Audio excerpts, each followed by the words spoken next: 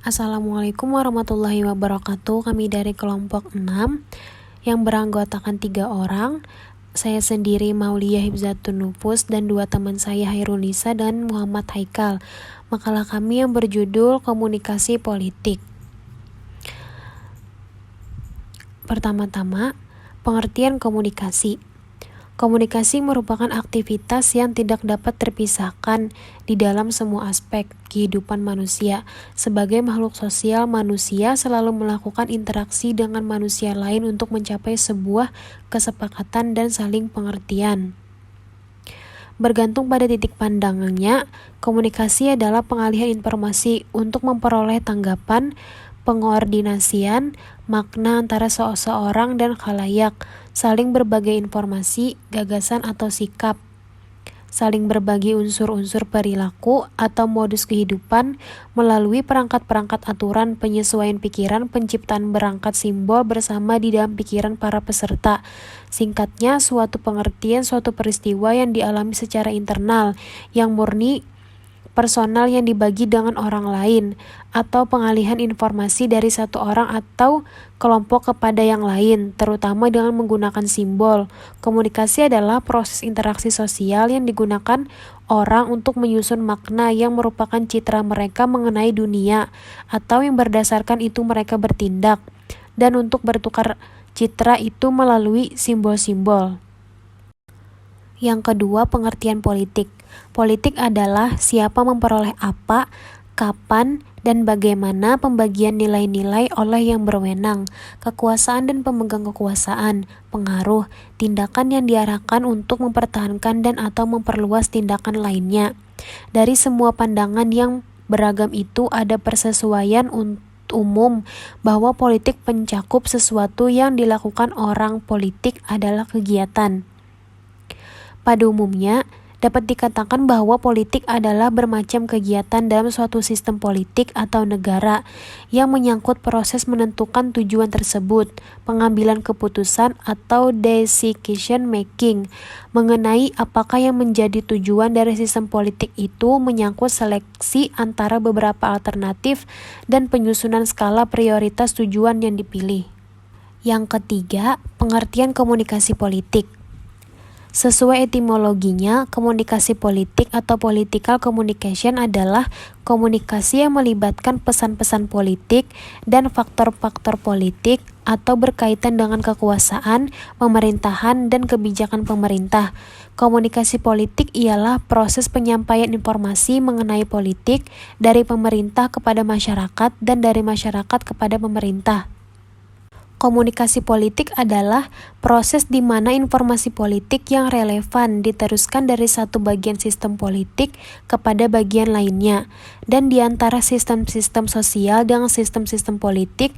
Kejadian tersebut merupakan proses yang berkesinambungan, melibatkan pula pertukaran informasi di antara individu-individu dengan kelompok-kelompoknya pada semua tingkatan masyarakat. B. Unsur-unsur komunikasi politik. Seperti unsur-unsur komunikasi pada umumnya, komunikasi politik juga terdiri dari beberapa unsur, yaitu antara lain: 1.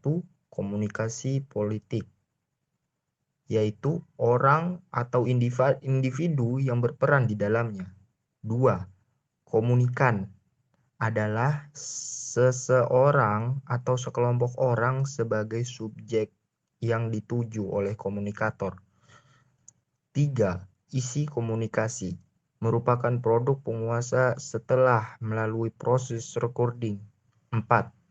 Media komunikasi adalah alat untuk mendapatkan legitimasi rakyat di dalam melakukan kebijaksanaan. 5. Tujuan komunikasi adalah untuk melatih cara berbicara supaya jadi lebih baik. 6.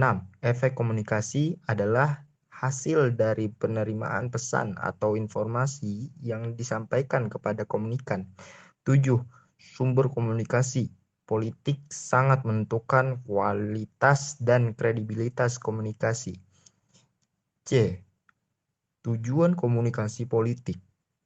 Adapun tujuan komunikasi politik sangat terkait dengan pesan politik yang disampaikan komunikator politik. Sesuai dengan tujuan komunikasi, maka tujuan komunikasi politik itu ada kalanya sekedar menyampaikan informasi politik, membentuk citra politik, membentuk opini publik, dan dapat pula menangani pendapat atau tuduhan lawan politik. D. Perkembangan komunikasi politik. Pencapaian konsensus mengenai komunikasi politik sebagai suatu bidang studi terbagi dalam beberapa periode sejarah.